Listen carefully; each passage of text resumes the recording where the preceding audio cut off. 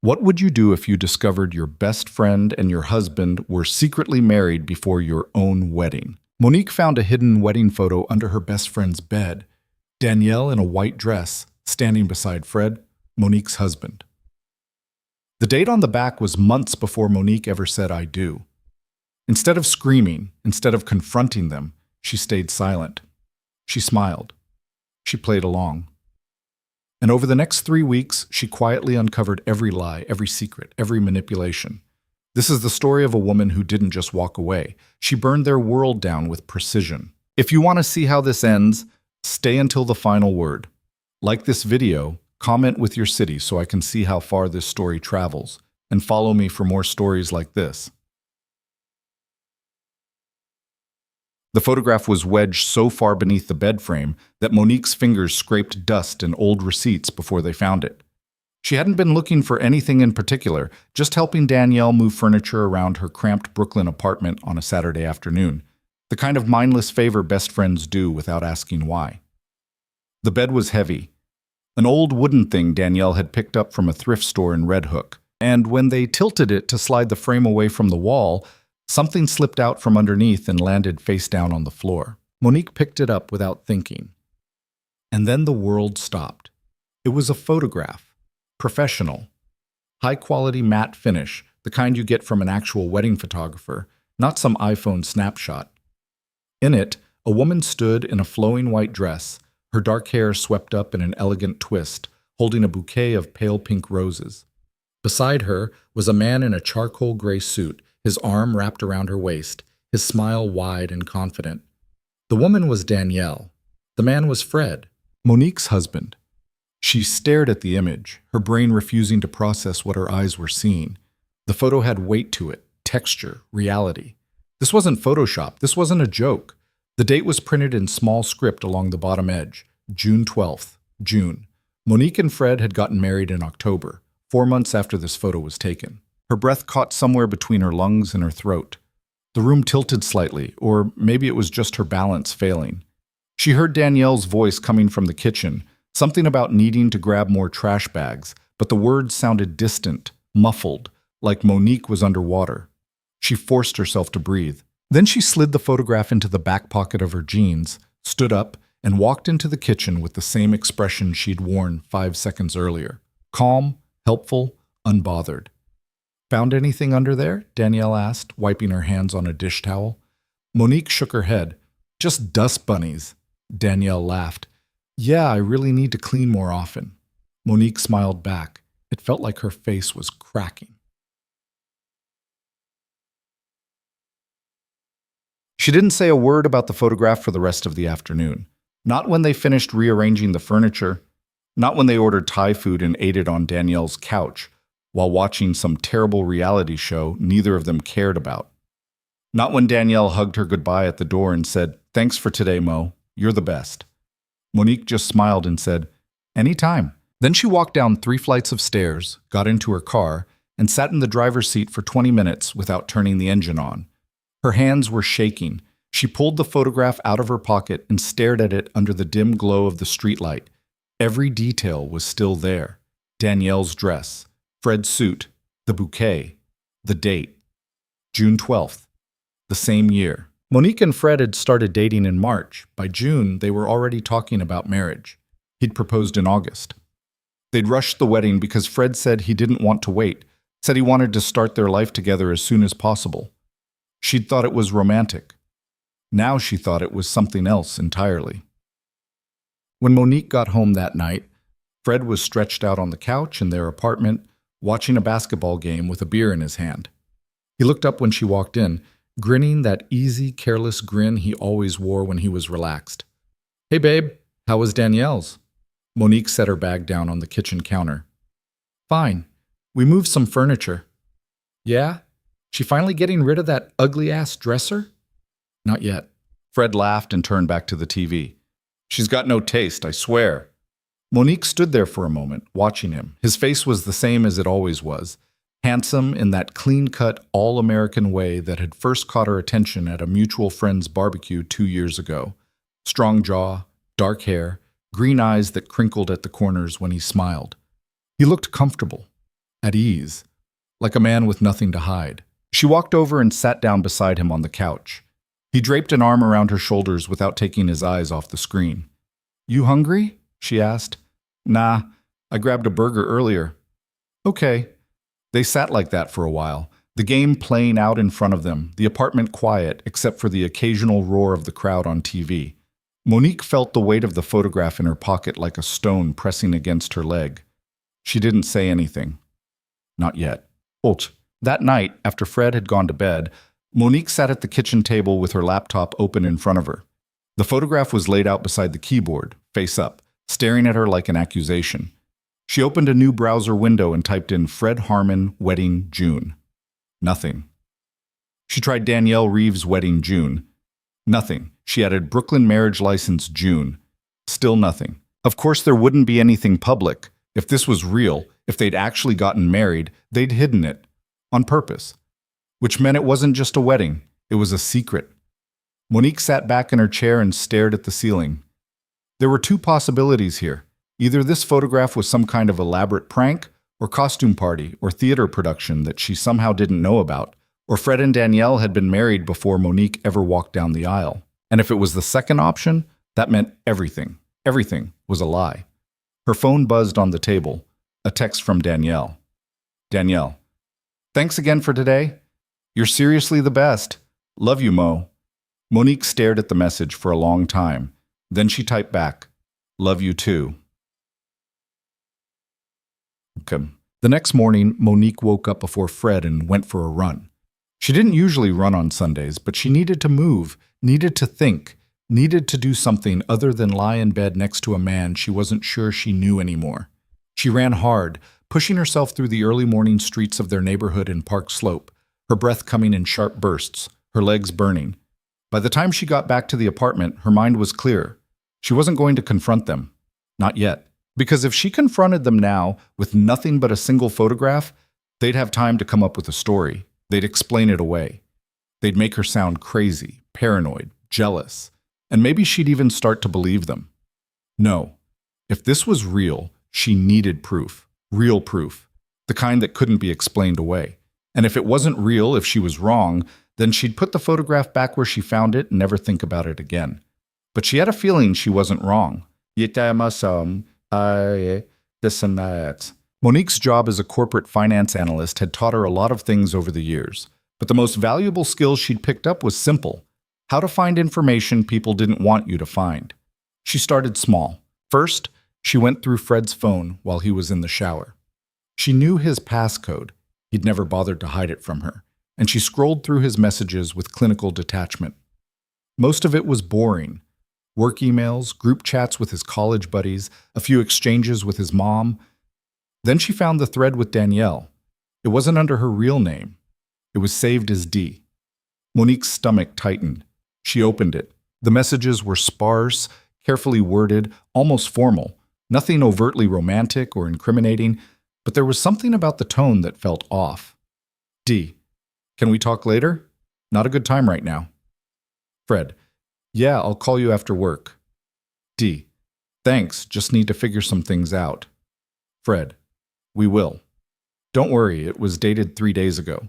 Monique took a screenshot and sent it to herself, then deleted the sent message from Fred's phone.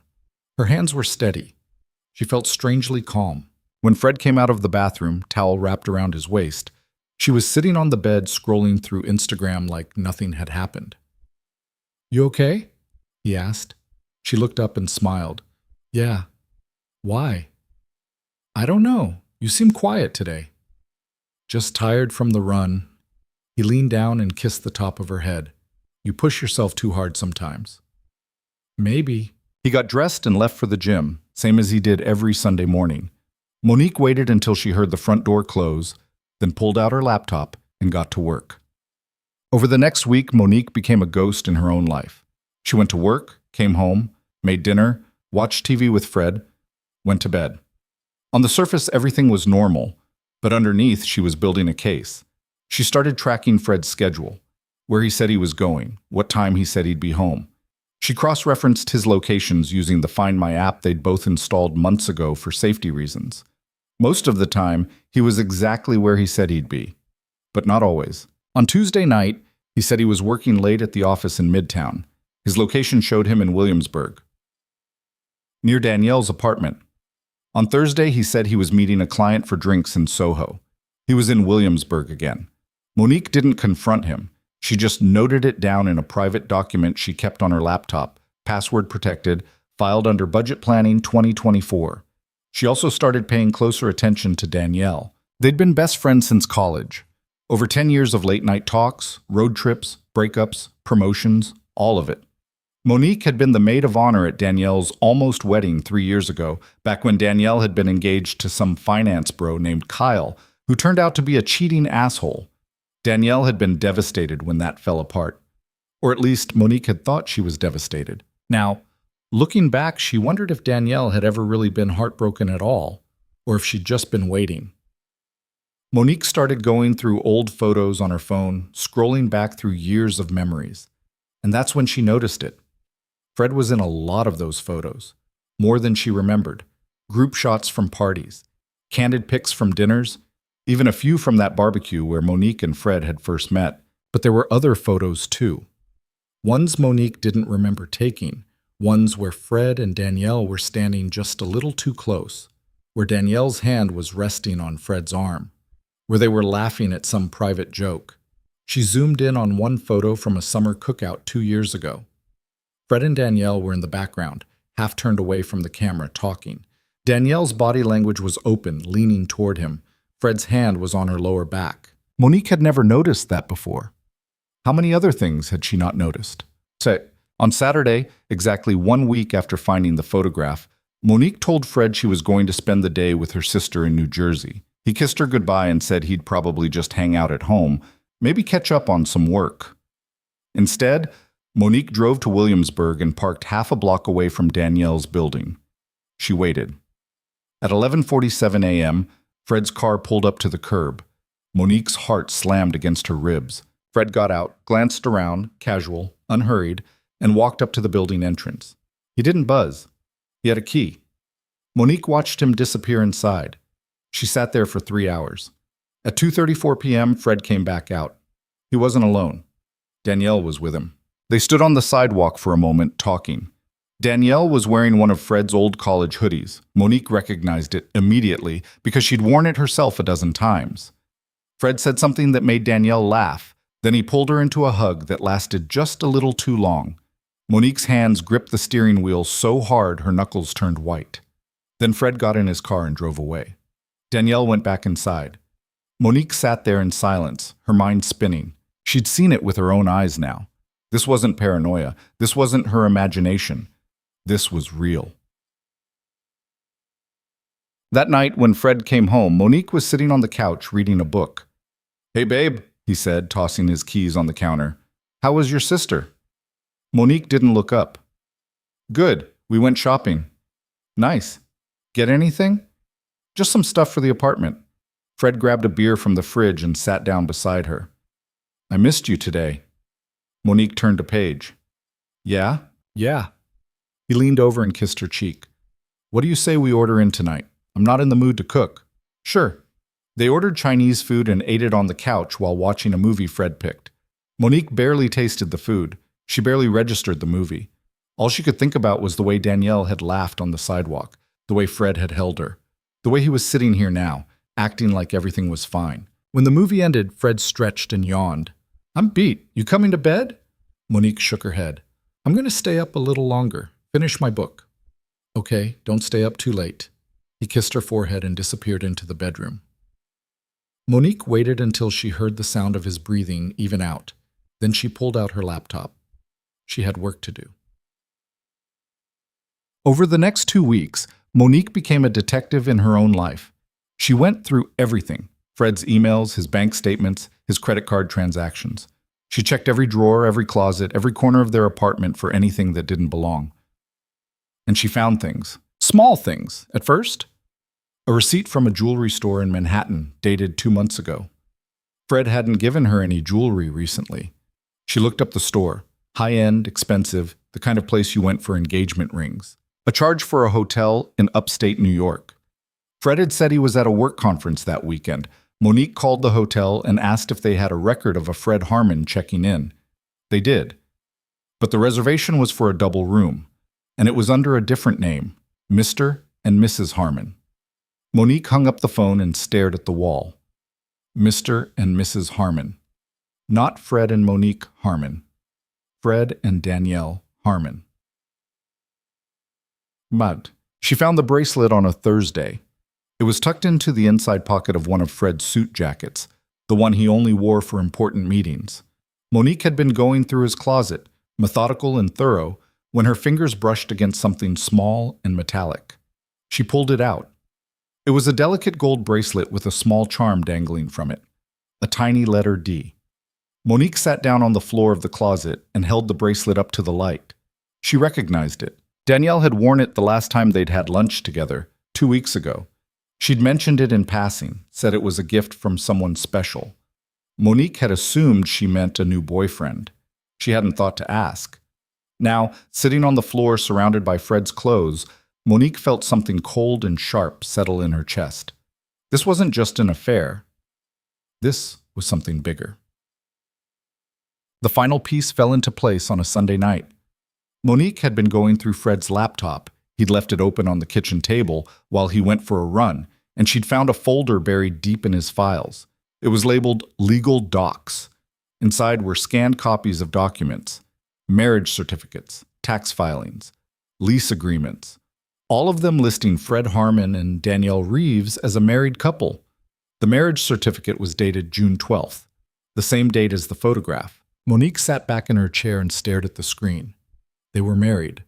Fred and Danielle were legally married, which meant Monique's marriage, the wedding she'd planned, the vows she'd taken, the life she thought she'd built, was a lie. Worse than a lie. It was nothing. For a long time, Monique didn't move. She just sat there, the glow of the laptop screen illuminating her face in the dark apartment, her mind trying to piece together a puzzle that didn't make sense. Why would Fred marry her if he was already married to Danielle? Why would Danielle, her best friend, the person she trusted more than anyone, go along with it? And then it clicked. Fred had always been ambitious. He talked about it constantly when they first started dating, how he wanted to move up in his company, how he wanted to build wealth, how he wanted connections and status and all the things that came with success. Monique had thought it was attractive at the time. Drive, ambition.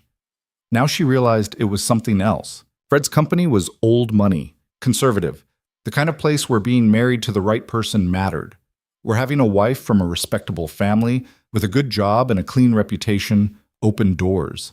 Monique came from that kind of family.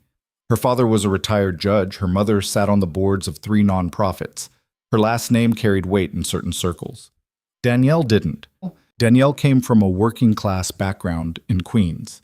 She'd put herself through college on scholarships and loans. She was brilliant and driven, but she didn't have the pedigree. And Fred needed the pedigree. So he married Danielle in secret, because he loved her maybe, or because she'd been there first. And then he married Monique for everything else. For the doors she could open. For the status she could give him. For the life he wanted to build. Monique closed the laptop and sat in the darkness. She'd been used, not just betrayed, not just lied to. Used. The next morning, Monique woke up before Fred and went for another run. But this time, she wasn't running to clear her head. She was running because she needed to stay calm. Because the rage building inside her was so intense, so all-consuming, that if she didn't move, if she didn't burn it off somehow, she was going to explode. By the time she got back to the apartment, she'd made a decision. She wasn't going to cry. She wasn't going to scream. She wasn't going to fall apart. She was going to take everything from them. Every lie, every secret, every piece of the life they'd stolen from her. And when she was done, there would be nothing left. Monique spent the rest of the day planning. She called her lawyer, a sharp, ruthless woman named Victoria Chen, who specialized in complex divorce cases, and made an appointment for the following week. She didn't explain why. She just said she needed advice. Then she went through her own finances. She'd been smart about money from the beginning. Her parents had taught her that. Even after marrying Fred, she'd kept her accounts separate, her investments in her own name. Fred had access to their joint checking account, but that was it. Everything else, her savings, her retirement fund, the trust her grandmother had left her, was untouchable. She moved money around quietly and carefully, making sure everything was secure. Then she changed all her passwords. Fred didn't notice. He came home that night with flowers and a bottle of wine, talking about some big deal he'd closed at work. Monique smiled and congratulated him and let him pour her a glass. They toasted. "To us," Fred said, grinning. Monique clinked her glass against his. "To us." She didn't drink. Che. That weekend, Monique invited Danielle out for brunch. They met at their usual spot in Brooklyn, a little French cafe they'd been going to since college. Danielle hugged her tight when she arrived. "I feel like I haven't seen you in forever." "I know," Monique said, smiling. "We've both been so busy." They ordered mimosas and avocado toast and fell into easy conversation. Work, family, the new yoga studio that had opened down the street. Danielle seemed relaxed, happy even. She talked about a project she was working on, some marketing campaign for a client. She didn't mention Fred once, neither did Monique. But halfway through brunch, Monique noticed something. Danielle was wearing the bracelet again, the one with the D charm, the one Monique had found in Fred's jacket. Danielle saw her looking and touched it absently. "Oh yeah, I wear this all the time now." "It's pretty," Monique said. "Where'd you get it?" Danielle hesitated for just a fraction of a second. Then she smiled. "Just a gift, from someone special." "New boyfriend?" "Something like that." Monique smiled back. "Good for you. You deserve it." Danielle reached across the table and squeezed her hand. "Thanks, Mo. You're the best." Monique held her gaze for a moment longer than necessary. Then she squeezed back. The dinner was Monique's idea. She suggested it casually, over text a few days later. "Monique, we should all have dinner this weekend. You, me, Fred. It's been too long since we all hung out together." Danielle's response came almost immediately. "Danielle, that sounds amazing. I'm in." Monique forwarded the message to Fred. "Monique, dinner with Danielle on Saturday? She's free." Fred took longer to respond. When he did, his message was short. "Fred, sure, sounds good." Monique set the reservation for a quiet Italian place in the West Village. Small, intimate, the kind of restaurant where people went for celebrations. She didn't tell them what they were celebrating. Saturday arrived with unseasonably warm weather for November, the kind of day that felt borrowed from early fall. Monique spent the morning at a coffee shop near her office, reviewing the documents Victoria Chen had prepared. The divorce papers were already drawn up, waiting only for her signature and the right moment to file. Victoria had been thorough, every asset cataloged, every account protected, every possible angle covered. "You're sure about this?" Victoria had asked during their meeting earlier that week, her sharp eyes studying Monique across the desk. Monique had nodded without hesitation. "I'm sure." "And you understand that confronting them before filing could complicate things? Give them time to hide assets, create alibis. I know what I'm doing." Victoria had leaned back in her chair, a small smile playing at the corners of her mouth. "I believe you do." Now, sitting in the coffee shop with the papers tucked safely in her bag, Monique felt a strange sense of calm. The fury that had burned through her those first few days had cooled into something harder, more focused. She wasn't acting on emotion anymore. This was strategy. She checked her watch. 4 hours until dinner, her phone buzzed with a text from Fred. "Fred, what time should I meet you at the restaurant?" "Monique, reservations at 7. I'll probably get there a little early." "Fred, okay, see you there. No kiss emoji, no love you. Just functional communication between two people who happen to share an apartment and a last name." Monique wondered if he'd always been this distant, or if she'd just stopped noticing. Another text came through, this time from Danielle. "Danielle, so excited for tonight. I'm bringing that wine you liked from last time." Monique, "Perfect, can't wait to see you." The lie came easily now. Monique had spent 3 weeks practicing, smiling when she wanted to scream, laughing when she wanted to cry, playing the part of the oblivious wife and devoted friend while slowly, methodically, gathering every piece of evidence she needed. She'd gotten good at it. Maybe too good. She finished her coffee and headed home to get ready. The apartment was empty when she arrived. Fred had texted earlier saying he was at the gym, though Monique had long since stopped believing his explanations for where he went and what he did. She'd stopped caring too. Let him think he was getting away with it. Let him think she was stupid. It would make tonight so much sweeter. Monique took her time getting dressed. She chose a simple black dress, elegant but understated, the kind of thing that could work for a funeral or a celebration depending on your perspective. She did her makeup carefully, not too heavy, nothing dramatic. She wanted to look composed, in control. When she looked at herself in the mirror, she barely recognized the woman staring back. 3 weeks ago, she would have been nervous about a dinner like this, would have worried about whether the conversation would flow, whether everyone would have a good time, whether she'd chosen the right restaurant. Now she felt nothing but cold anticipation. Her phone rang. It was her mother. "Hi, sweetheart," her mother's warm voice came through the speaker. "I haven't heard from you in a few days. Everything all right?" Monique sat down on the edge of the bed. "Everything's fine, Mom. Just busy with work." "And Fred? How's he doing?" The question landed like a physical blow, even though Monique had been expecting it. Her mother adored Fred, had called him the best thing that ever happened to Monique, had cried happy tears at their wedding. "He's good," Monique said, her voice steady. "Really good. I'm so glad, honey. Your father and I were just saying the other day how happy you two seem. Marriage suits you." Monique closed her eyes. "Thanks, Mom." They talked for a few more minutes about nothing in particular, her mother's book club, her father's golf game, plans for Thanksgiving, normal things, safe things. Monique let the conversation wash over her, responding automatically, until finally her mother said she had to go. "Love you, sweetheart." "Love you too." Monique ended the call and sat in silence for a long moment. Then she stood up, grabbed her bag, and left for the restaurant. The Italian place was tucked into a quiet corner of the West Village, the kind of neighborhood spot that locals loved and tourists never found. Monique arrived 20 minutes early and took a seat at the bar while she waited for her table to be ready. She ordered a glass of wine she had no intention of drinking and watched the door. Fred arrived at 6:55 right on time. He was wearing the navy blazer she'd bought him for his birthday last year, paired with dark jeans and brown leather shoes. He looked good. He always looked good. He spotted her at the bar and crossed the room, leaning in to kiss her cheek. "Hey, you look beautiful." "Thanks," Monique said. She caught the bartender's eye and gestured to her nearly full glass. "I haven't started without you." Fred ordered a bourbon and settled onto the stool beside her.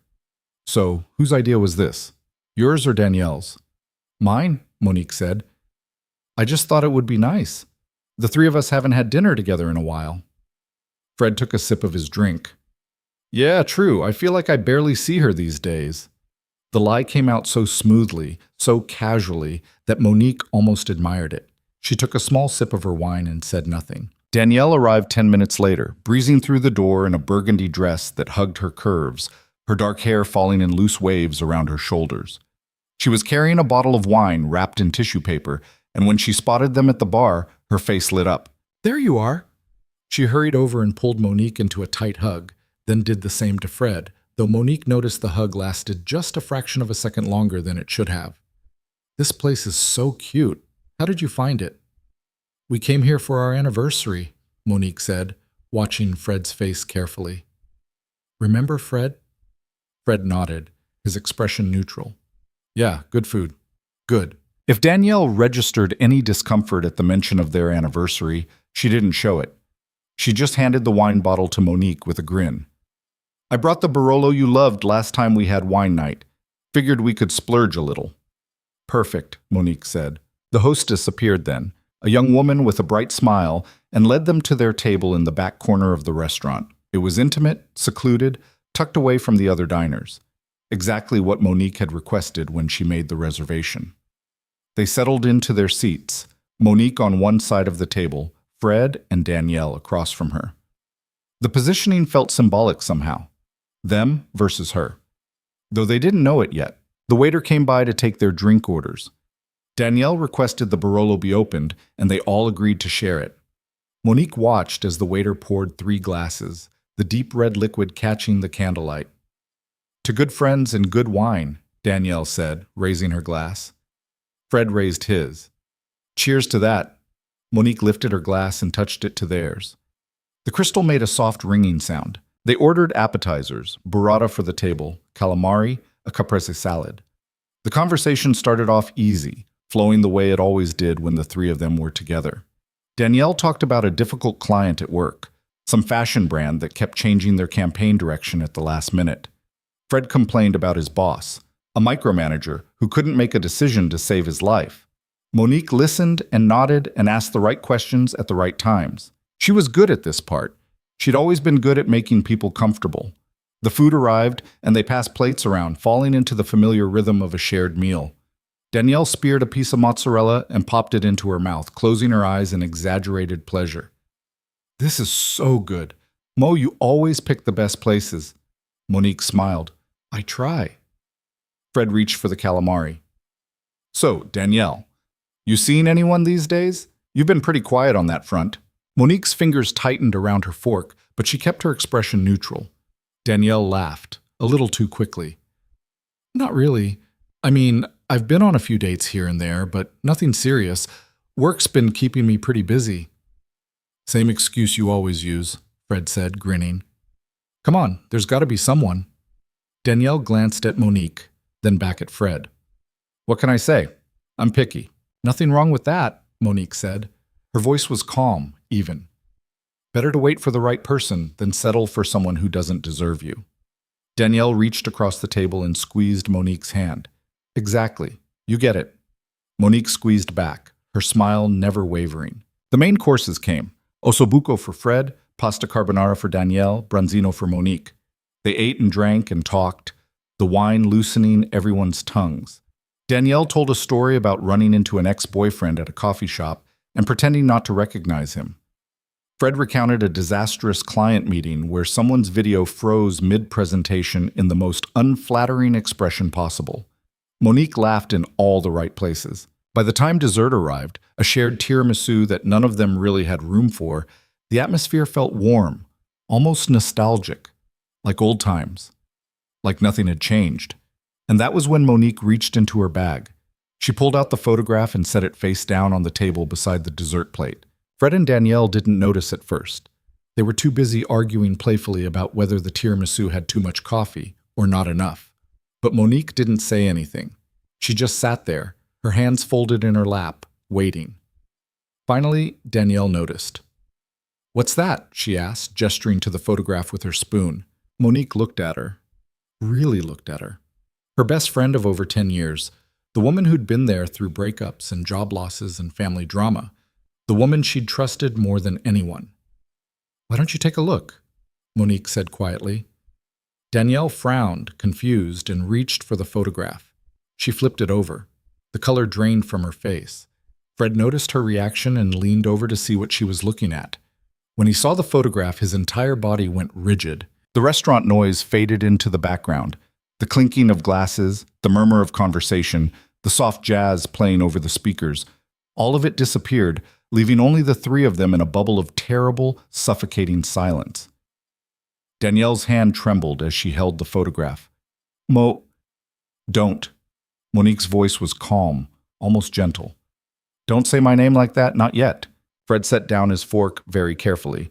His face had gone pale, but he was trying to maintain composure. "Where did you get that? Does it matter?" "Yes, it matters. You need to let us explain." "Explain what, exactly?" Monique leaned forward slightly. "Explain why my husband and my best friend were married 4 months before I walked down the aisle. Explain why you've both been lying to me for over a year. Please, Fred, I'd love to hear the explanation." Danielle's eyes were wide, panicked. She looked at Fred, then back at Monique. "It's not what it looks like." Monique laughed. It came out harsher than she intended. "Really? Because it looks like a wedding photo. Professional quality. June 12th. Want to tell me what else it could possibly be?" Fred's jaw tightened. "Let me handle this," he said to Danielle, his voice low. "Handle this?" Monique repeated. "Like you've been handling everything else?" "Monique, listen." "No." She cut him off, her voice sharp now. "You listen. I found that photograph 3 weeks ago. 3 weeks. And for 3 weeks, I've been watching both of you lie to my face. Every single day. Every text message, every dinner, every time you told me you loved me, All of it was a lie. Danielle was crying now, silent tears streaming down her face, but Monique felt nothing. No sympathy, no sadness, just cold, burning clarity. I found the marriage certificate, Monique continued, the tax filings, the hotel reservation under Mr. and Mrs. Harmon, the bracelet. She turned to Danielle. The one you're wearing right now. I found it in Fred's jacket 2 weeks ago. Want to tell me how it got there? Danielle's hand flew to her wrist, covering the bracelet as if hiding it now would somehow undo everything. Fred was staring at the table, his hands clenched into fists. How long have you known?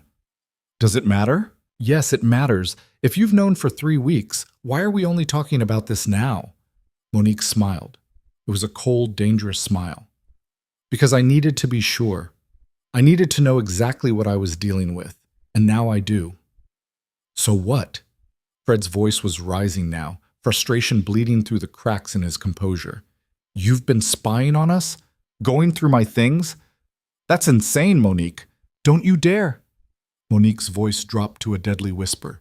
Don't you dare call me insane when you're the one who married 2 women and thought you could get away with it. The table next to them had gone quiet. People were starting to notice.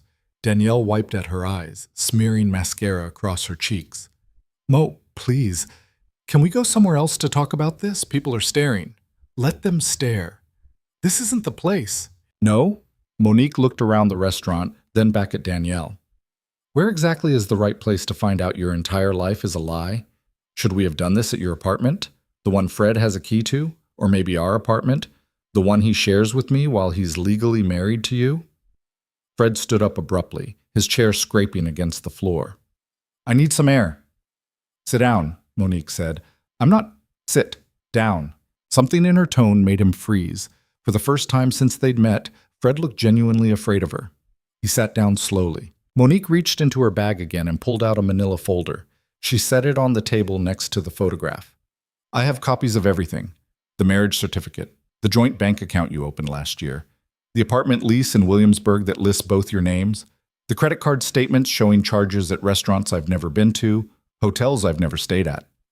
She opened the folder and spread the documents across the table like a deck of cards. I even have screenshots of your text messages, the ones where you call her Dee instead of Danielle, the ones where you plan your little meetings while I'm at work. Danielle made a small, broken sound. How did I get into your phone? Monique finished. You're not the only one who knows how to keep secrets, Fred. Fred was staring at the documents, his face ashen.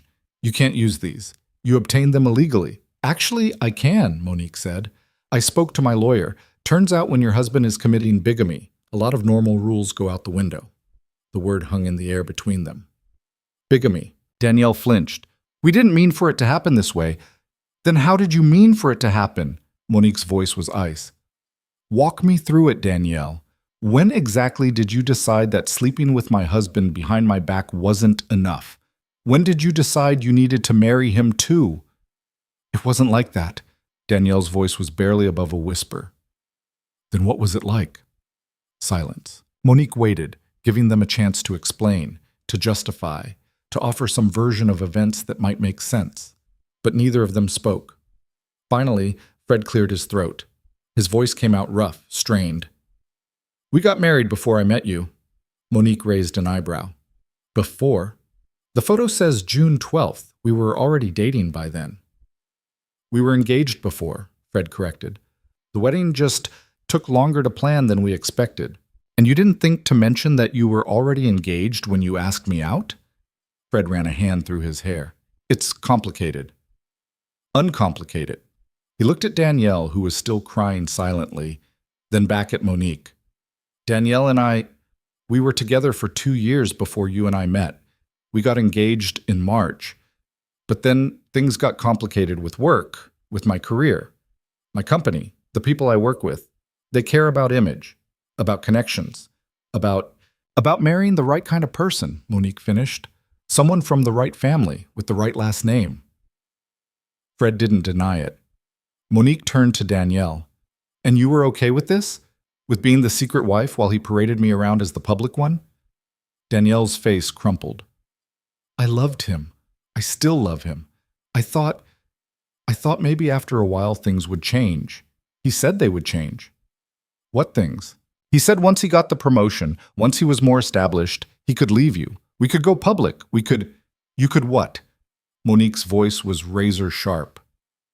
Live happily ever after? Build a life on the foundation of lies and manipulation? It wasn't supposed to hurt you, Danielle said desperately. You weren't supposed to know. You were supposed to be happy, and we were supposed to be happy, and everyone would just be happy. Monique stared at her. You thought I would be happy being married to a man who was sleeping with someone else? Who was already married to someone else? We were careful. We made sure you'd never find out. Until I did. Danielle's shoulders shook with sobs. I'm so sorry, Mo. I'm so sorry. Monique felt nothing. No anger, no sadness, no betrayal. Those emotions had burned through her weeks ago. Now there was only cold, methodical purpose. She gathered the documents back into the folder and closed it. Here's what's going to happen. I've already filed for divorce. My lawyer has copies of everything, the marriage certificate, the proof of bigamy, all of it. I'm also filing a police report for fraud. Fred, you lied on our marriage application. That's a felony. Fred's head snapped up. You can't. I can, and I am. Monique stood up, slinging her bag over her shoulder. My accounts have been separate for years. You'll get nothing from me. In fact, depending on how the criminal case goes, you might lose everything you do have. Monique, wait. She turned to Danielle. As for you, I don't ever want to see you again. Don't call me. Don't text me. If you try to contact me, I'll file a restraining order. Mo, please. We're not friends anymore, Danielle. We haven't been friends for a long time. I just didn't know it. Monique pulled out her wallet and dropped $200 bills on the table. That should cover dinner and the wine. Enjoy the rest of your evening. She walked out of the restaurant without looking back. The cool night air hit her face like a slap, grounding her, bringing her back into her body. She could hear her own heartbeat, loud and steady in her ears. Her hands were shaking, but not from fear, from relief. She'd done it. She'd confronted them. She'd said everything she needed to say, and she'd walked away. Behind her, she heard the restaurant door open, footsteps on the sidewalk. Monique, stop! It was Fred's voice, urgent, desperate. She kept walking. Monique, please, we need to talk about this. She spun around. Fred was standing a few feet away, his face flushed, his eyes wild. Talk about what, Fred? About how you committed a crime? About how you committed a crime? About how you used me to climb the corporate ladder? About how you and my best friend destroyed my life? It wasn't like that. Then what was it like? Please, enlighten me. I'd love to know what possible justification you have for any of this. Fred stepped closer. I made a mistake. A huge mistake. But I never wanted to hurt you. You married me while you were already married to someone else. How exactly did you think that was going to end? I thought... He broke off, running his hands through his hair. I thought I could make it work. I thought I could keep both lives separate. I thought you'd never have to know. So your plan was to lie to me for the rest of our lives? Yes. The word came out broken, defeated. Yes, that was the plan. Monique stared at him, this man she'd thought she knew, this man she'd built a life with. You're pathetic. Fred flinched. I know I am. But Monique, I do care about you. I did care about you. What we had was a lie. All of it. Every moment, every conversation, every time you told me you loved me, it was all a lie. That's not true. Yes, it is. Her voice cracked, the first real emotion breaking through. You never loved me, Fred. You loved what I could give you. My family's name, my connections, the doors I could open. That's all I ever was to you. Fred opened his mouth to argue, then closed it again, because they both knew she was right. Monique took a breath, steadying herself. I want you out of the apartment by Monday. Take whatever you want. I don't care. Just be gone. Where am I supposed to go? I don't know. Maybe Danielle will take you in. You are married to her after all. She turned and started walking again, her heels clicking against the pavement. This time, Fred didn't follow. Monique didn't go home that night.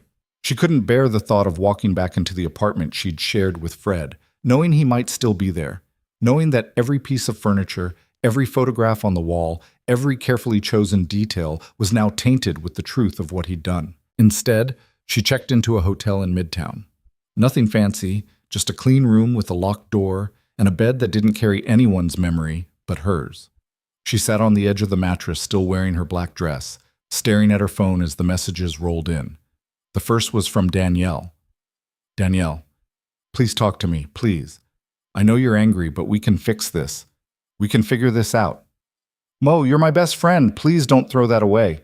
Monique deleted it without responding. The second was from Fred. Fred, I'm staying at a hotel tonight. I'll come get my things tomorrow.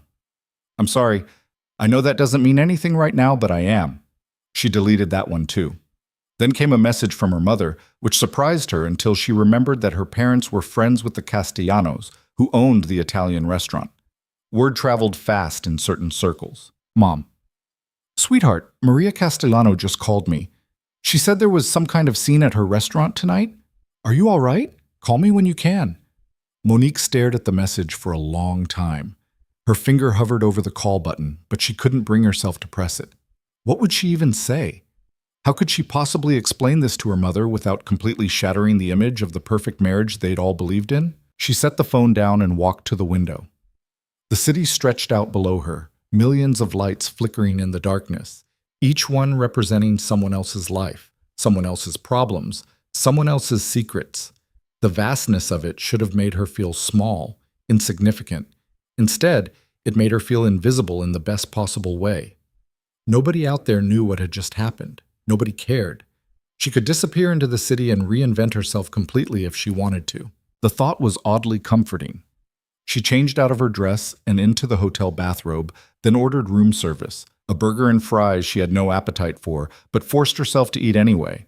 Her body needed fuel, even if her mind was somewhere else entirely. While she ate, she pulled out her laptop and went through the plan Victoria had outlined for her. The divorce would be straightforward. With proof of Fred's bigamy, there was no question of fault. Monique would walk away with everything that was hers, and Fred would be lucky if he avoided jail time. The criminal charges were more complicated, but Victoria had been confident they could make a fraud case stick. What worried Monique more was everything else. The aftermath, the explanations she'd have to give. The questions from family, from coworkers, from mutual friends who'd have to choose sides. The pity.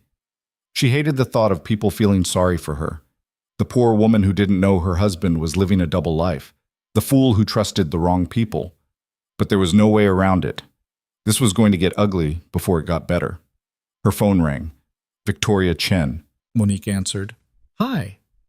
I heard, Victoria said without preamble. From what I understand, you confronted them tonight. I did. How did it go? About as well as you'd expect. Victoria was quiet for a moment. Did you stick to the script we discussed? More or less. I told them I filed for divorce, mentioned the police report, made it clear they're not getting anything from me. And their reaction? Monique closed her eyes, remembering Danielle's tears, Fred's desperation. Denial, excuses, the usual. Did either of them threaten you? Make any concerning statements? No. Fred tried to follow me out of the restaurant, but he didn't get physical or anything, just wanted to talk. Good. Keep it that way. From here on out, all communication goes through me. Don't answer their calls, don't respond to their texts. If they show up at your apartment or your office, you call the police. Understood? Understood. I'm serious, Monique. People do stupid things when they're backed into a corner. I don't think Fred is dangerous, but I've been wrong before. The word sent a chill down Monique's spine.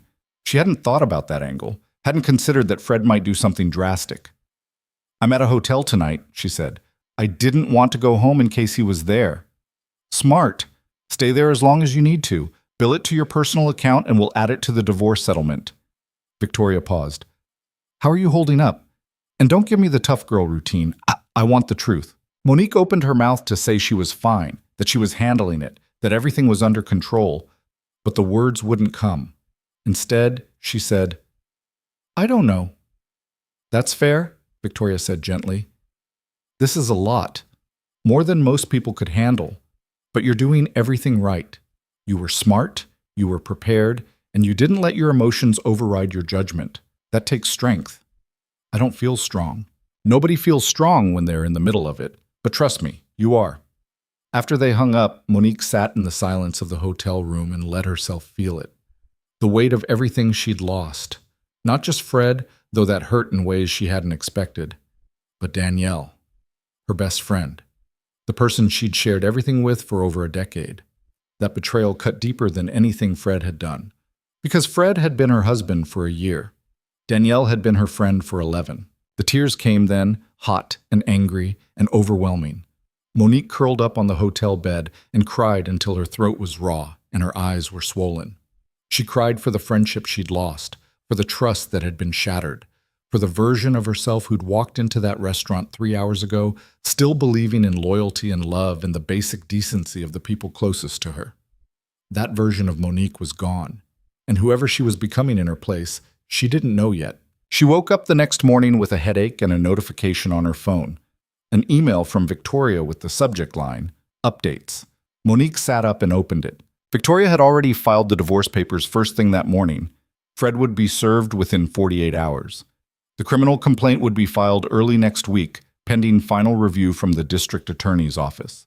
Victoria had also taken the liberty of sending a cease and desist letter to both Fred and Danielle, ordering them to stop all contact with Monique effective immediately. It was all happening so fast. Monique got dressed and checked out of the hotel. She couldn't hide forever. Eventually, she'd have to go back to her real life and deal with the wreckage. The apartment was empty when she arrived. Fred had been true to his word. He'd cleared out most of his things.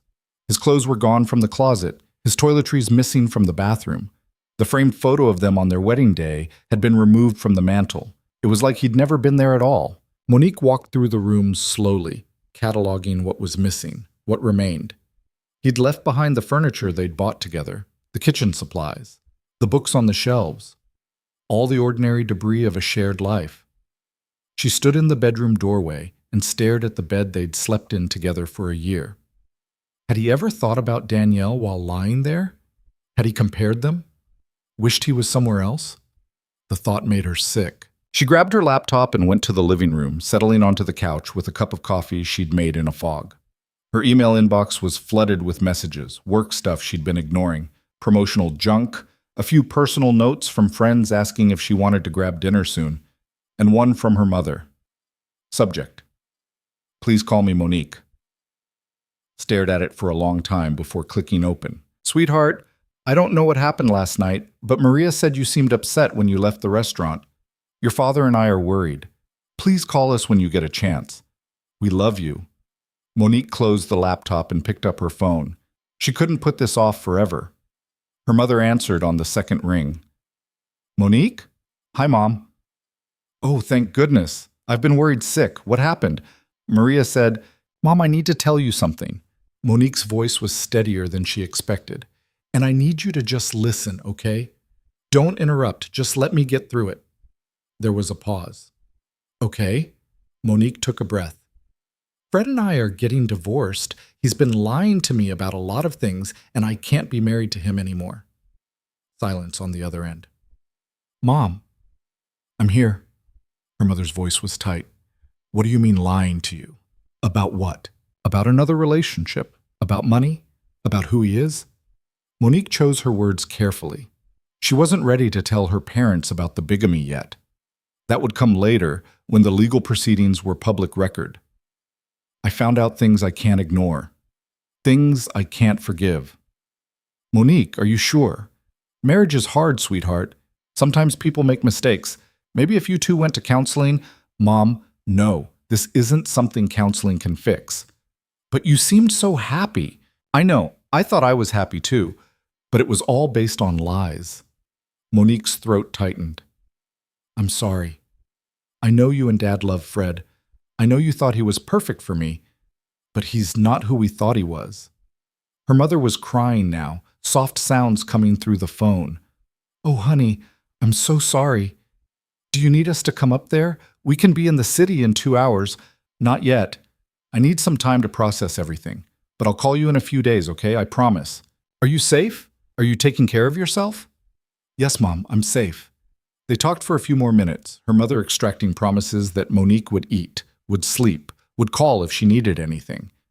When they finally hung up, Monique felt hollowed out, but also strangely lighter. One conversation down, dozens more to go. The next few days passed in a blur. Monique went to work and sat through meetings and answered emails, moving through the motions like an automaton. Her coworkers noticed something was off. She wasn't her usual, sharp, engaged self, but nobody asked. Office culture dictated you didn't pry into personal matters unless someone offered them up. She was grateful for that. On Wednesday, Fred was officially served with divorce papers. Victoria called to confirm. "How did he take it?" Monique asked. "His lawyer says he's not going to contest anything. He knows he doesn't have a leg to stand on." "What about the criminal charges?" "The DA's office is reviewing the file.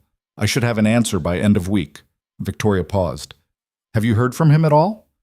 "No, I blocked his number after the restaurant." "Good. Keep it that way." Thursday morning, Monique woke up to find her phone flooded with messages from people she hadn't spoken to in months.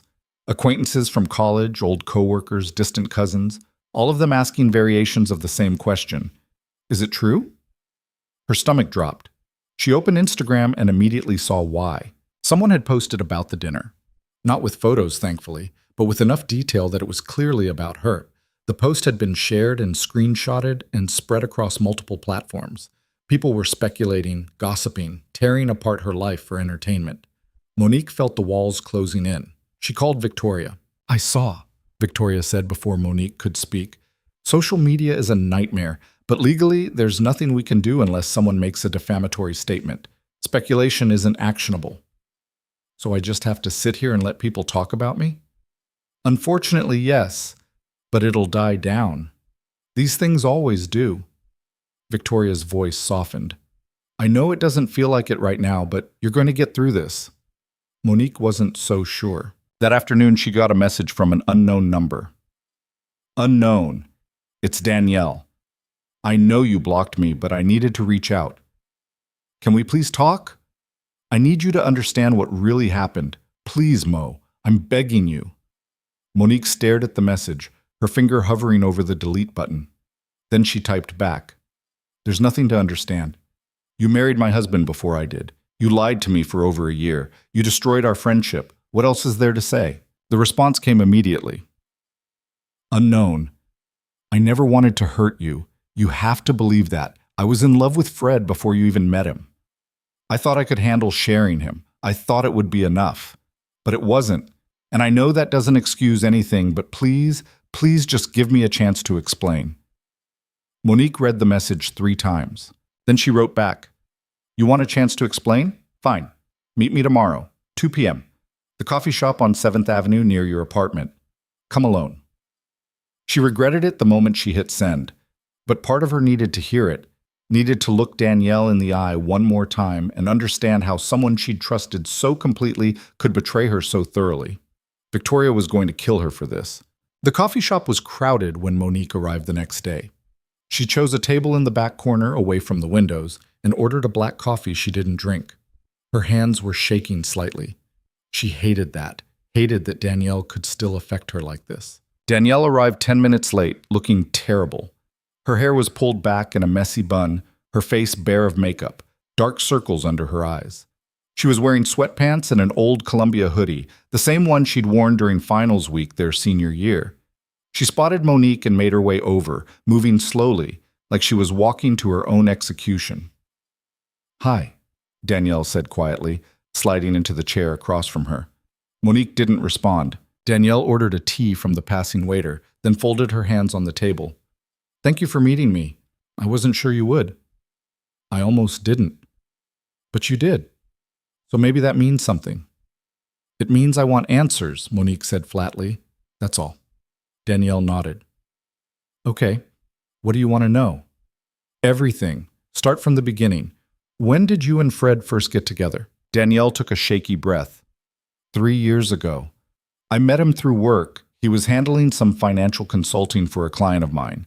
We started talking, and then we started dating. It was intense, like nothing I'd ever felt before. We moved fast. Too fast, probably. We got engaged after 6 months. And you didn't think to mention any of this to me. I did mention it, remember? I told you I was seeing someone. You were happy for me. But I kept the details vague because Fred was nervous about going public. He said his company was old-fashioned, that they cared about appearances, that he needed to be careful about who he dated. So you hid it. I kept it private. There's a difference.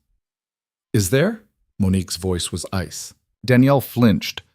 We were planning a small wedding, just us, no family, no big production, but then things got complicated with Fred's job. His boss started talking about promoting him, but only if he fit the company image, and I didn't fit. Why not? You know why, Mo. My family's not wealthy. I don't have connections. I'm not from the right background. Danielle's voice cracked. Fred said it didn't matter to him, that he loved me anyway, but his career mattered, and he started to worry that being with me would hold him back. So he found someone who wouldn't. Danielle closed her eyes. He met you at that barbecue in March. I was supposed to go with him, but I had to work. He came back and told me about you, about your family, your father, your connections. He said you could help him get where he needed to be. And you were okay with that? No. I was furious. We fought for weeks, but Fred said it didn't have to change anything between us. He said he could date you publicly for the company, for his career, but that I was the one he really loved, that I was the one he wanted to build a life with. Monique felt sick. So you agreed to be his secret. I agreed because I thought it was temporary. He said once he got the promotion, once he was secure in his position, he'd end things with you and we could be together openly. But then he proposed to you, and then you set a wedding date, and everything spiraled out of control. The June wedding, Monique said. That was supposed to be your wedding. Danielle nodded, tears streaming down her face. We were already legally married by then. Fred said we had to do it before he married you, to protect our relationship, to make sure that no matter what happened, we were bound together. I thought it was romantic. I thought it meant he was committed to me. It meant he was committing bigamy. I know that now. But at the time, I just wanted to believe he loved me enough to risk everything. Monique leaned back in her chair, processing. Did you ever try to stop him from marrying me? Every day. I begged him not to go through with it, but he said it was too late, that everything was arranged, that backing out would raise too many questions. He promised it would all work out. Danielle wiped at her eyes. And for a while it did. He kept both lives separate. You never suspected anything. I convinced myself that maybe it could work. Until I found the photograph. Until you found the photograph, Danielle echoed. Mo, I know this doesn't fix anything. I know saying sorry is meaningless at this point. But I need you to know that I never wanted to hurt you. I just loved the wrong person. Monique studied her former best friend across the table. The woman she'd shared secrets with, cried with, celebrated with. The woman who'd stood beside her at the worst and best moments of her life. And she felt nothing. No anger, no sympathy, just a vast, empty distance. You didn't just love the wrong person, Monique said quietly. You chose to become someone I don't recognize. The Danielle I knew would never have done this, would never have lied to my face for a year, would never have smiled at my wedding knowing it was built on fraud. I know. I hate myself for it. Good. You should. Monique stood up. I came here because I needed to understand, and now I do. You're weak, Danielle. You let Fred manipulate you into something horrible because you were too afraid to walk away, and in the process, you destroyed the best friendship either of us will ever have. Danielle sobbed into her hands. I'm so sorry. I'm so sorry. I know you are, but it doesn't matter. Monique picked up her bag. Don't contact me again. If you do, my lawyer will make sure you regret it. She walked out of the coffee shop without looking back. This time, there were no tears, no relief, just the cold, clear certainty that she'd closed a door that would never open again. The weeks that followed blurred together in a strange rhythm of legal appointments, paperwork, and the careful reconstruction of a life Monique had thought was solid, but turned out to be built on sand. She moved through her days with mechanical precision, checking items off lists Victoria provided, responding to emails from her lawyer, signing documents that would officially sever her from Fred in every legal sense. The criminal investigation moved slower than the divorce proceedings. The district attorney's office had confirmed they were building a case, but warned it could take months before any charges were formally filed. Bigamy cases were rare, complex, and required meticulous documentation. Victoria had assured Monique that they had everything they needed, but the wheels of justice turned at their own pace. In the meantime, Monique had to figure out how to exist in a world where everyone knew her business. The social media frenzy had died down after the first week, but the damage was done. People she barely knew felt entitled to opinions about her marriage, her judgment, her life. She'd stopped reading comments, stopped checking who was talking about her, stopped caring what strangers thought. But the people who weren't strangers, that was harder. Her father had called 3 days after her conversation with her mother. Unlike her mom's emotional response, her father's reaction had been cold, analytical, almost detached. "I want to know exactly what happened," he'd said. "No emotional interpretation, just the facts." So Monique had told him about the photograph, the marriage certificate, the evidence she'd gathered. Her father had listened in silence, asking clarifying questions here and there, treating it like he was deposing a witness. When she finished, he'd been quiet for a long moment. "I never liked him," he finally said. Monique had blinked. "What?" "Fred. I never liked him. Too smooth, too eager to please. Men like that always have something to hide." "Why didn't you say anything?" "Because you seemed happy, and I learned a long time ago that you can't tell your children who to love. They have to figure that out themselves." He'd paused. "But for what it's worth, I'm proud of how you handled this. You were smart, strategic. You didn't let emotion override judgment." Coming from her father, that was the highest compliment he could give. Work was its own challenge. Monique had told her boss, a woman named Patricia, who'd mentored her since she started at the firm, that she was going through a divorce. Patricia had been understanding, professional, and mercifully free of prying questions. "Take whatever time you need," Patricia had said.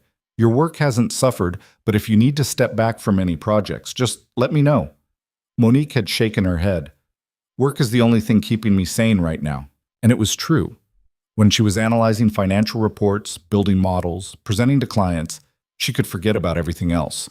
Work demanded her full attention, left no room for dwelling on betrayal or loss or the wreckage of her personal life. But there were moments when it crashed through anyway, like the morning she ran into one of Fred's colleagues in the lobby of her office building. The man, Kevin, she thought his name was, had stopped short when he saw her, his face going through a complicated series of expressions before settling on awkward sympathy. "Monique, hi. I heard about you and Fred." She'd forced a smile. "Word travels fast." "Yeah, well, you know how it is." Kevin had shifted his weight, clearly uncomfortable. "For what it's worth, I always thought you were too good for him." "Thanks, Kevin. I mean it. The guy's a snake. Always has been. I could tell you stories." He'd stopped himself. "But that's probably not helpful right now." Monique had tilted her head, curious despite herself. "Actually, I'd love to hear them, too." Kevin had glanced around the lobby, then lowered his voice. "Fred's been pulling shady moves at work for years, claiming credit for other people's projects, manipulating numbers to make himself look better, throwing colleagues under the bus to protect his own reputation. Management loves him because he brings in clients, but everyone else knows he's full of it." "Why hasn't anyone said anything?" "Who's going to believe us over the golden boy with the perfect wife and the right connections?" Kevin had shrugged. "But between you and me, I think his luck's about to run out. Word is the partners are looking into some of his recent deals. If they find what I think they'll find, he's done." Monique had filed that information away, a small spark of satisfaction warming her chest. "Good." Kevin had given her a sympathetic smile. "You're better off without him, Monique. Trust me." She'd thanked him and continued to her office, but the conversation stayed with her. It was strangely validating to know that other people had seen through Fred's facade, that she hadn't been a complete fool for missing it. The divorce papers were finalized in early December, almost 2 months after that dinner at the Italian restaurant. Monique sat in Victoria's office while the lawyer walked her through the final settlement agreement. "He's not contesting anything," Victoria said, sliding the document across her desk. "All your separate assets remain yours. The joint checking account gets split 50-50, but there's less than $5,000 in there, so it's negligible. He's keeping his car, his personal belongings, and whatever debt he's accumulated. You keep everything else." "What about the apartment?" "It's in your name. He has no claim to it." Monique nodded. She'd already started the process of erasing Fred from that space, repainting the bedroom, replacing the furniture, removing anything that reminded her of him. It was expensive and exhausting, but necessary. What about the criminal charges? Monique asked. Victoria's expression shifted. The DA filed charges last week. Fred's been indicted for bigamy and fraud. His arraignment is scheduled for next month. The words should have brought satisfaction, but instead Monique just felt tired. Will I have to testify? Possibly. Depends on whether it goes to trial or if he takes a plea deal.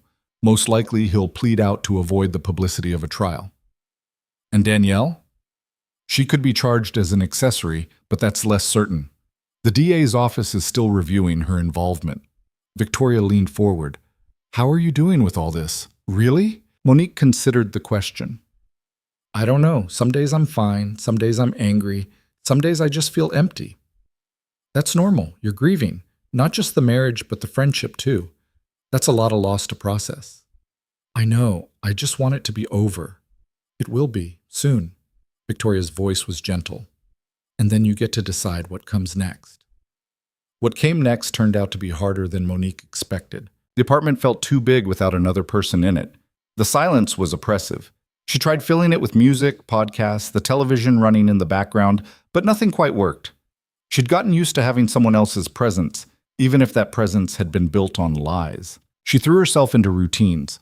Early morning runs through Prospect Park, long hours at the office, dinners with her parents in Westchester where they carefully avoided talking about Fred or the divorce, therapy sessions with a woman named Dr. Reeves who specialized in trauma and betrayal. You're allowed to be angry, Dr. Reeves had told her during their third session. You're allowed to grieve. You don't have to be strong all the time. But being strong was the only thing Monique knew how to be. Falling apart felt like admitting defeat. Christmas came and went in a fog. Monique spent it with her family, enduring well-meaning questions from relatives who'd heard about the divorce and wanted to make sure she was okay. She smiled and nodded and assured everyone she was fine, completely fine. She wasn't fine. New Year's Eve found her alone in her apartment, watching the ball drop on television with a glass of wine she'd poured 2 hours earlier and hadn't touched. When midnight struck and fireworks exploded across the city skyline, Monique sat in the darkness of her living room and allowed herself to cry. Not for Fred, not even for Danielle. For herself. For the year she'd lost. For the trust she'd given so freely and had shattered so completely. January brought a cold snap that froze the city solid. Monique bundled up and kept moving, kept working, kept existing. Victoria called with updates on the criminal case. Fred had hired an expensive defense attorney, was trying to negotiate a plea deal, was doing everything he could to minimize the damage. He's looking at probation if he pleads guilty, Victoria said.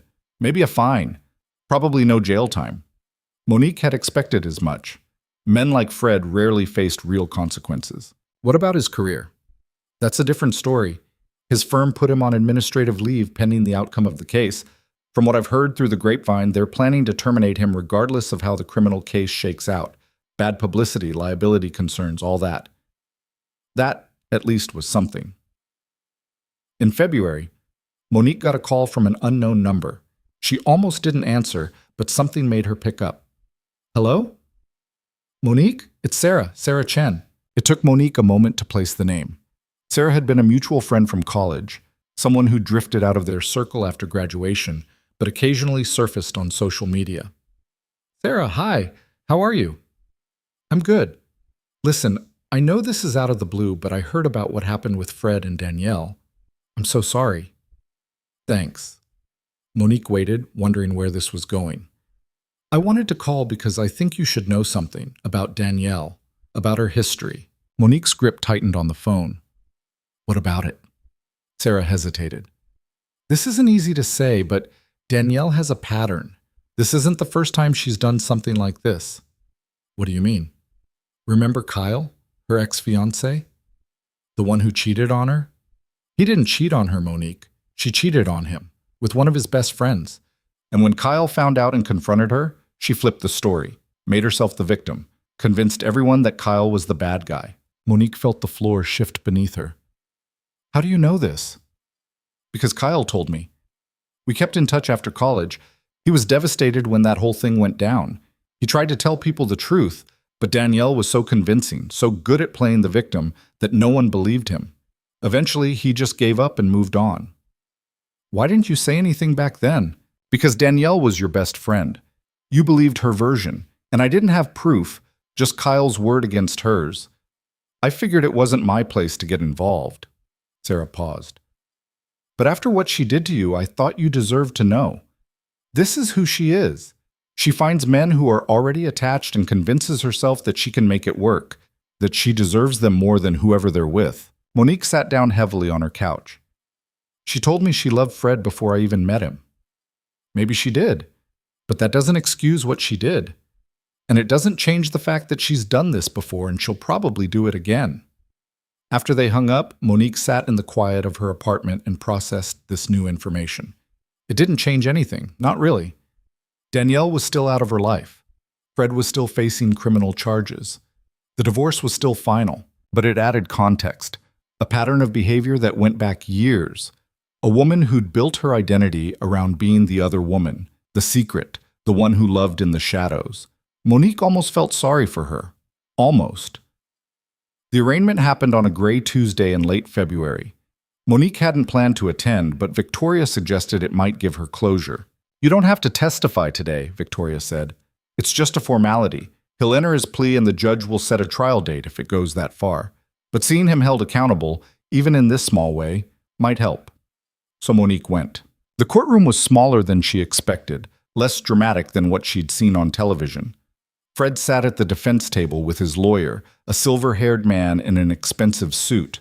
Fred looked thinner than the last time she'd seen him, his face drawn, his shoulders hunched. He didn't look at her when she walked in. The judge, a stern woman in her 60s, called the case. Fred stood as the charges were read, 1 count of bigamy, 2 counts of fraud. His lawyer entered a plea of guilty to the bigamy charge in exchange for the fraud charges being dropped. The judge accepted the plea and scheduled sentencing for 6 weeks out. The whole thing took less than 15 minutes. Afterward, Monique stood in the hallway outside the courtroom, feeling strangely empty. Victoria appeared beside her, briefcase in hand. How do you feel? I don't know. I thought I'd feel something, relief, maybe, or satisfaction, but I just feel tired. That's normal. Justice doesn't always feel the way we think it will. Victoria touched her arm gently. But it's over now, the legal part at least. The rest is up to you. Monique watched through the courtroom doors as Fred and his lawyer gathered their things. Fred glanced up and their eyes met for just a moment. There was something in his expression, regret, maybe, or shame, but Monique couldn't bring herself to care. She turned and walked away. Outside, the February air was bitter cold, but Monique welcomed it. It cleared her head, sharpened her focus. She stood on the courthouse steps and pulled out her phone, scrolling through her messages. There was one from her mother asking how the arraignment went, one from Patricia checking in, one from Dr. Reeves reminding her of their session tomorrow, and one from a number she didn't recognize. Unknown. I know I'm not supposed to contact you, but I needed to say this. I'm sorry for everything. I hope someday you can forgive me, but I understand if you can't. You deserved better than what I gave you, better than what Fred gave you. I hope you find that. Monique read the message twice. Then she deleted it and blocked the number. Some apologies came too late. Some bridges, once burned, couldn't be rebuilt. And Monique was done looking backward. She had spent months picking apart the past, analyzing what went wrong, trying to understand how she'd missed the signs. But standing on those courthouse steps, watching people hurry past on their way to other hearings, other lives, other problems, she realized something. It didn't matter anymore. Fred and Danielle had made their choices. They would live with the consequences, and Monique would live with hers. But she was still here, still standing, still whole, broken, maybe.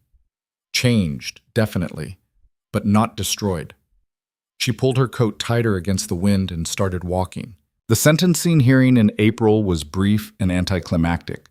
Fred received 2 years of probation, a fine of $20,000, and a permanent mark on his record. No jail time, no real punishment beyond the public humiliation and the loss of his career. Monique didn't attend. Victoria called her afterward with the details, but Monique barely registered them. She'd moved past the point where Fred's fate mattered to her. She had other things to focus on. In March, she'd been offered a promotion at work, a senior analyst position that came with a significant raise and more responsibility. Patricia had pulled her aside to deliver the news personally. "You've earned this," Patricia had said. "Your work this past year has been exceptional. Whatever you've been going through personally, you haven't let it affect your performance. That's impressive." Monique had accepted the promotion and thrown herself into the new role. The additional work was demanding, all-consuming, exactly what she needed. She also started making changes to her life outside of work. She took a pottery class on Thursday evenings, something she'd always wanted to try but never made time for. She joined a book club with women from her gym, none of whom knew anything about her past. She traveled to Boston for a weekend just because she felt like it, wandering through museums and cafes with no plan, no schedule, no one to answer to but herself. Slowly, carefully, she started building a life that was entirely her own. The apartment no longer felt haunted by Fred's ghost. The walls she'd repainted, the furniture she'd replaced, the small touches she'd added, plants on the windowsill, new artwork, a reading nook by the window, had transformed it into something new, something that belonged only to her. She even started dating again, though nothing serious. A few dinners here and there with men she met through friends or work or dating apps. She wasn't looking for anything permanent, wasn't ready for that kind of vulnerability again. But it felt good to remember that she was still capable of connection, still capable of laughing over drinks, having interesting conversations, feeling that little flutter of possibility. One evening in late May, Monique sat on her apartment balcony with a glass of wine and her laptop, reviewing a presentation for work. The sun was setting over Brooklyn, painting the sky in shades of orange and pink. The air was warm, carrying the promise of summer. Her phone buzzed. A text from her mother. "Mom, dinner this Sunday? Your father's grilling. He's been asking about you." Monique, "I'll be there. Should I bring anything?" Mom, "Just yourself. We love you, sweetheart." Monique smiled and set the phone down. She sipped her wine and looked out at the city, at the endless sprawl of buildings and lives and stories unfolding in every window. Somewhere out there, Fred was living with probation and unemployment and the wreckage of his reputation. Somewhere out there, Danielle was probably doing the same thing she'd always done, finding someone else to attach herself to, someone else's life to inhabit. But Monique was here, in her own apartment, living her own life, building her own future. And for the first time in months, that felt like enough. Summer arrived in full force, bringing with it the kind of heat that made the city shimmer and slow down. Monique found herself settling into a rhythm she hadn't known was possible 6 months ago, a life that felt purposeful without being defined by anyone else's presence or absence. The promotion had opened doors she hadn't expected, bringing with it opportunities to work on international deals that required travel to London and Singapore. She said yes to both trips without hesitation. The old Monique would have checked with Fred first, would have worried about leaving him alone, would have felt guilty for prioritizing work over relationship maintenance. The new Monique just booked the flights. On a humid Tuesday in mid-July, Monique was reviewing contracts in her office when Patricia knocked on her doorframe. "Got a minute?" Monique looked up. "Of course, come in, come." Patricia closed the door behind her and sat down across from Monique's desk. She had that look on her face, the one that meant she was about to say something important but wasn't quite sure how to start. "I heard something today," Patricia said carefully, "through the network, about Fred." Monique's stomach tightened involuntarily, though she kept her expression neutral. "What about him?" His former firm settled a lawsuit last week.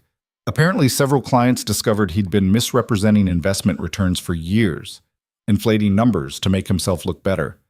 The firm is paying out close to $3 million in damages. Monique set down her pen. "Is he being charged with anything?" "Not criminally. The firm took full responsibility, said it was a failure of their oversight. But Fred's name is all over the settlement documents. He'll never work in finance again." There was a time when this news would have shocked Monique, would have made her question everything she thought she knew about the man she'd married. But now, sitting in her corner office with the city spread out below her windows, she just felt a distant sense of vindication. "Good," she said simply. Patricia studied her for a moment. "You're not surprised?" "No. A colleague told me months ago that Fred had been pulling shady moves at work for years. I guess it finally caught up with him. I wanted to tell you because I know you've been moving forward, rebuilding. I didn't want you to be blindsided if it hit the news." Monique smiled, genuinely grateful. "Thank you, Patricia. But honestly, whatever happens to Fred doesn't affect me anymore. He's not my problem. Patricia returned the smile. That's exactly what I wanted to hear. After Patricia left, Monique sat quietly for a moment, processing the information. $3 million in fraud. Years of lies. Not just to her, but to clients, to his firm, to everyone who'd trusted him. Fred had built his entire life on deception, and now it was all collapsing around him. She should have felt satisfaction, maybe even joy. Instead, she just felt tired of thinking about him at all. That evening, Monique met her friend Rachel for dinner at a new Korean barbecue place in Koreatown. Rachel was someone she'd met through the book club, a graphic designer with a sharp wit and an easy laugh. They'd bonded over their shared love of psychological thrillers and their shared skepticism about romance novels with perfect happy endings. Life's messier than that, Rachel had said during one meeting. People are messier than that. Monique had agreed wholeheartedly. Now, sitting across from Rachel while they grilled meat at their table, Monique found herself talking about Fred for the first time in weeks. I heard today that he defrauded his clients for years, Monique said, flipping a piece of pork belly. His firm just settled a huge lawsuit. Rachel's eyes widened. Seriously? This is the same guy who committed bigamy? The same guy. What a piece of work. Rachel shook her head. How are you feeling about it? Monique considered the question. Honestly, I don't feel much of anything. 6 months ago, I would have been furious or vindicated or something. But now it's just more confirmation that I made the right choice in walking away. You did more than walk away, Rachel pointed out. You gathered evidence, filed for divorce, pressed criminal charges, and completely dismantled his life. That's not walking away, that's strategic demolition. Monique laughed despite herself. When you put it that way, it sounds harsh. It sounds like justice. Rachel took a sip of her soju. Too many women get screwed over and just accept it. You fought back. You should be proud of that. I guess I am. But it's exhausting being angry all the time. At some point, I just wanted to move on. And have you? Moved on? Monique thought about her life now. The promotion, the travel, the new friendships, the pottery class, where she was terrible but having fun anyway, the dates that went nowhere but reminded her she was still capable of connection. Yeah, I think I have. Rachel raised her glass. To moving on. Monique clinked her glass against Rachel's. To moving on. They ate and talked and laughed. And when Monique walked home later that night, she realized she'd gone an entire evening without thinking about Fred or Danielle or any of it. The conversation with Rachel had been a check-in, a status update, but it hadn't consumed her. That felt like progress. August brought Monique's 32nd birthday. Her parents threw a party at their house in Westchester, inviting family and a few close friends. It was smaller than the party they'd thrown last year, the one where Fred had given a toast about how lucky he was to have found Monique, how she'd changed his life for the better. All lies, as it turned out. This year's party was different, more intimate, more genuine. Monique's sister had flown in from Chicago with her husband and 2 kids. Her college roommate drove up from Philadelphia. Rachel came, and so did a few colleagues from work. No one mentioned Fred. No one asked how she was doing or if she was okay or any of the pitying questions she'd endured for months. They just celebrated her, toasted her successes, told embarrassing stories from her childhood, and made her laugh until her sides hurt. Her father pulled her aside at one point, leading her out to the back porch where they could talk privately. I'm proud of you, he said without preamble. Monique blinked. Her father wasn't the type to express emotion easily. Thanks, Dad. I mean it. What you went through this year would have broken a lot of people. But you handled it with grace and strength. You didn't fall apart. You didn't let it define you. That takes character. Monique felt her throat tighten. I had moments where I wanted to fall apart. But you didn't. That's what matters. Her father looked out at the yard where her niece and nephew were chasing fireflies in the twilight. Your mother was worried about you, thought maybe you were suppressing your feelings, not dealing with things properly. But I told her you're like me. You process differently. You need to handle the practical things first, then you deal with the emotional fallout. Is that healthy? He shrugged. Probably not, according to therapists. But it works for us. And you seem genuinely happier now than you did a year ago. Monique considered that. I am. Last year I thought I was happy, but I was just comfortable. I didn't know the difference. Now I do. Her father nodded. Comfort isn't the same as happiness. Took me a long time to learn that too. They stood together in companionable silence for a while, listening to the sounds of the party inside, the laughter of family, the safety of being surrounded by people who actually knew her and loved her anyway. "Thank you for believing me," Monique said quietly. "When I told you what Fred did, you didn't question it. You didn't ask if I was sure or if I'd misunderstood. You just believed me. Of course I believed you. You're my daughter, and you're not the type to make accusations without proof." He turned to look at her. "Besides, I told you, I never liked him." Monique smiled. "You really should have mentioned that before the wedding." "Would you have listened?" "Probably not." "Exactly." Her father put his arm around her shoulders, something he rarely did. "Happy birthday, Monique. Here's to better years ahead." "To better years," she echoed. In September, Monique received an email from an address she didn't recognize. The subject line read, "I thought you should know."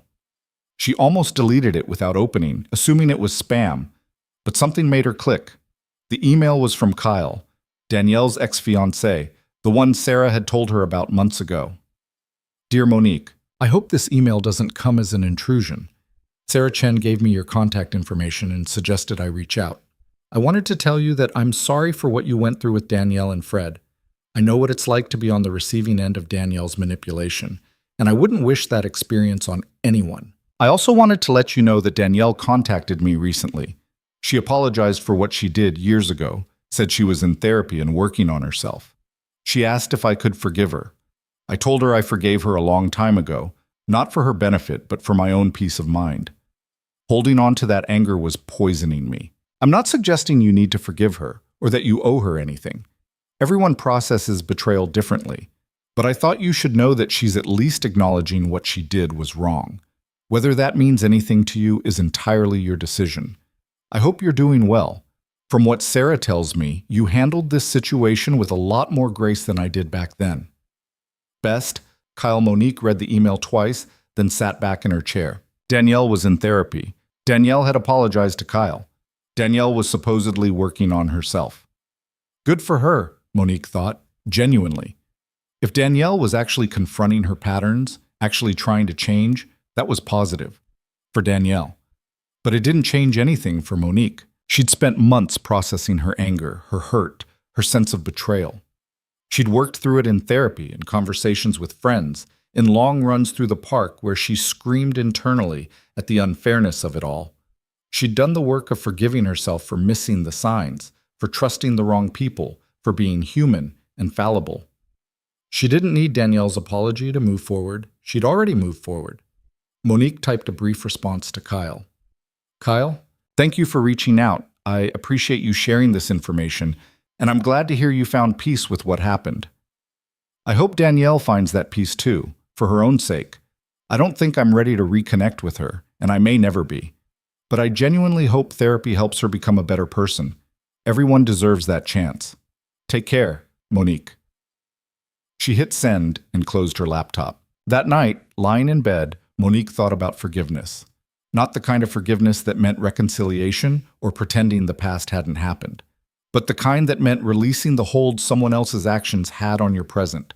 She'd been so angry for so long, and the anger had been justified, necessary even. It had fueled her through the divorce, through the criminal proceedings, through the awful process of untangling her life from Fred's. But she was tired of being angry, tired of giving Fred and Danielle space in her head. So she made a decision. She forgave them.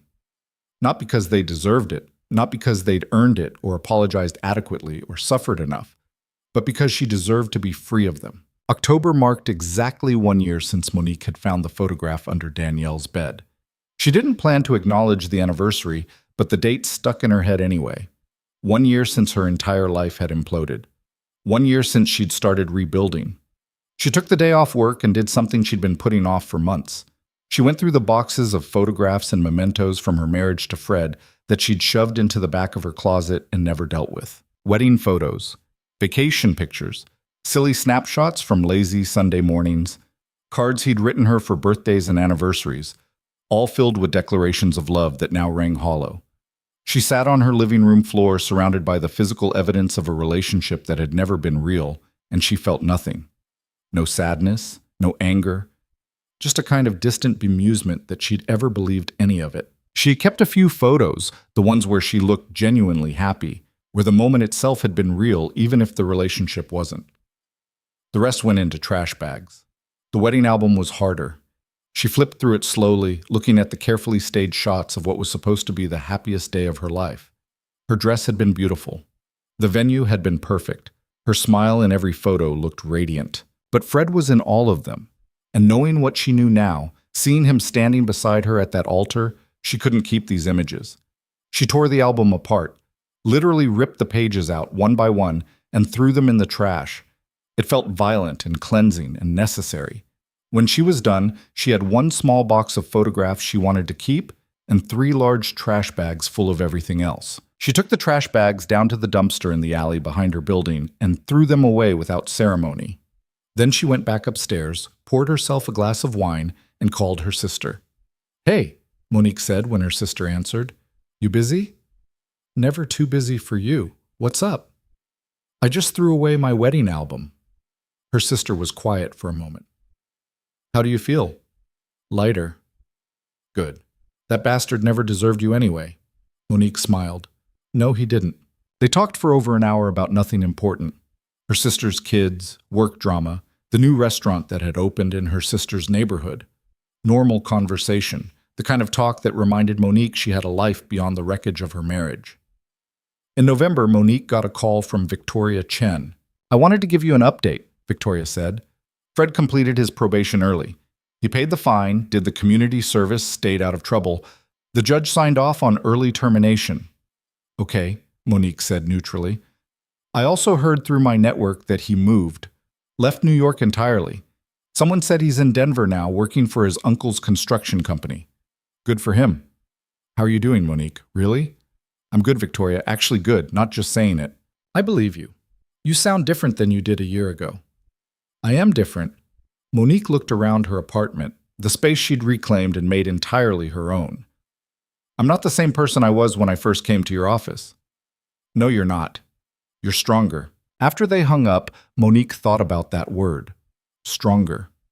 People had been telling her that for months. Her father, Patricia, Rachel, Victoria.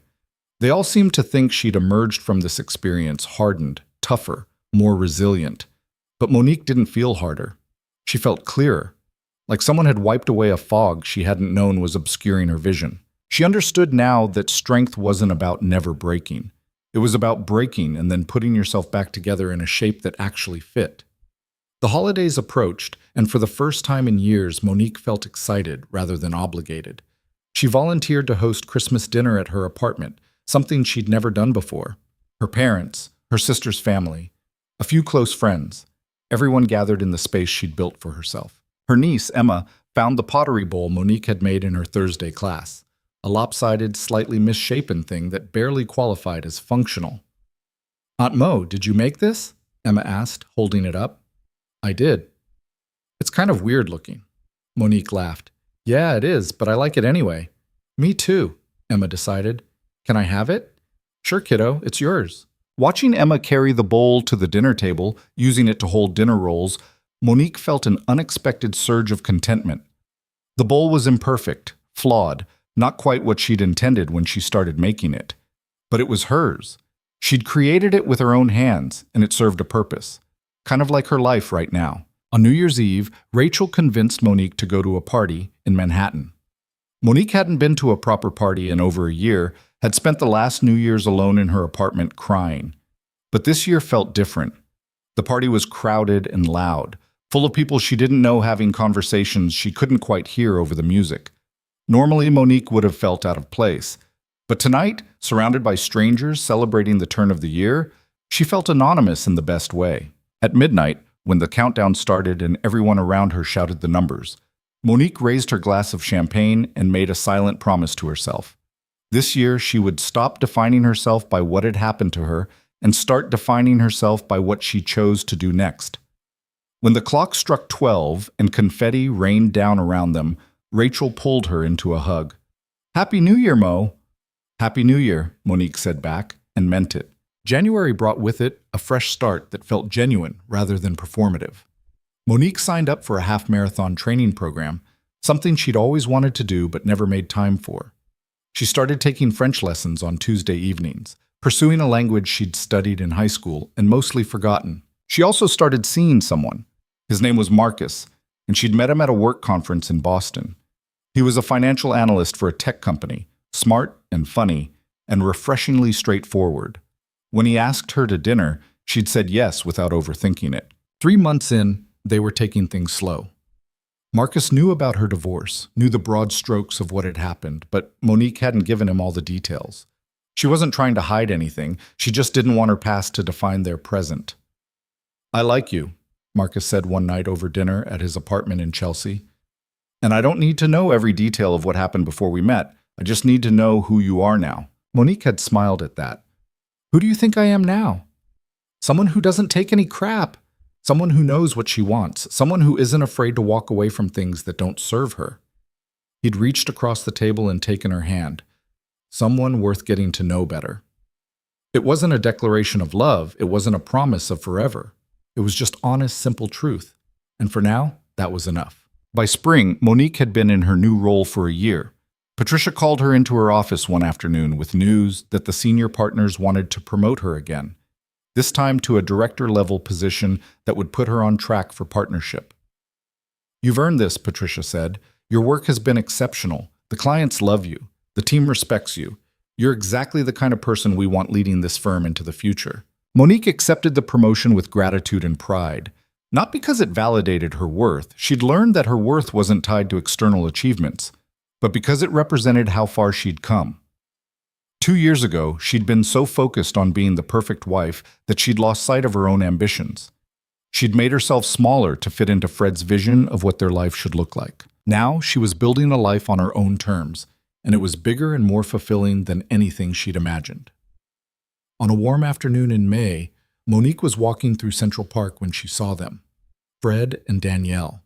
They were sitting on a bench near the lake, holding hands, having what looked like an intense conversation. Danielle was crying. Fred looked tired. Monique stopped walking, her heart rate spiking for just a moment. Then she took a breath and kept walking. She didn't approach them, didn't call out, didn't even stare. She just walked past, another person in the park on a beautiful spring day, and left them to whatever drama they were navigating. A year ago, seeing them together would have destroyed her, would have sent her spiraling into anger and hurt and questions about whether they were happy, whether they'd gotten what they wanted, whether their relationship had been worth all the damage they'd caused. Now, she felt nothing but a distant kind of pity. They had each other. They were probably still lying to themselves and everyone around them about what their relationship really was, and they'd have to live with that. But Monique didn't. She was free. That evening, she met Marcus for dinner at a rooftop restaurant in Brooklyn. The view stretched out across the city, millions of lights twinkling in the dusk, the skyline a familiar silhouette against the fading sky. "You seem happy," Marcus observed, studying her across the table. "I am happy," Monique said, and she meant it. "Good. You deserve to be." They talked about their weeks, made plans for a weekend trip to the Hudson Valley, debated whether the pasta or the fish was better. Normal conversation, easy companionship. Later, walking home through her neighborhood, Monique thought about the journey she'd been on, the photograph that had changed everything, the weeks of gathering evidence, the confrontation at the restaurant, the divorce, the criminal charges, the slow, painful process of rebuilding. It had been brutal, exhausting. At times, she'd wondered if she'd ever feel whole again. But here she was. Not just surviving, but actually living, actually thriving. She'd learned things about herself she never would have discovered otherwise, that she was stronger than she thought, that she could stand alone and be okay, that trust, once broken, could be rebuilt, not with the people who'd broken it, but with new people who earned it through consistent action rather than pretty words. She'd learned that forgiveness didn't mean reconciliation, that walking away wasn't weakness, that choosing yourself wasn't selfish. And she'd learned that sometimes the worst thing that happens to you is also the thing that sets you free. Because if Fred hadn't betrayed her, she might have spent years, decades even, in a marriage built on lies. She might have wasted her life trying to be enough for someone who saw her as a means to an end rather than a person worthy of genuine love. Instead, she'd been forced to confront hard truths, And in confronting them, she discovered who she really was. Not Fred's wife, not Danielle's best friend, not her parents' daughter, or her company's employee, or any other role she'd been playing. Just Monique, complex and flawed and still figuring it out, but undeniably, authentically herself. The apartment was quiet when she got home. She poured herself a glass of wine and stood by the window, looking out at the city she'd made her home. Somewhere out there, Fred and Danielle were probably still struggling with the consequences of their choices, still trapped in the web of deception they'd created. But that wasn't Monique's problem anymore. She'd chosen truth. She'd chosen herself. And in doing so, she'd chosen a future that was uncertain, but entirely her own.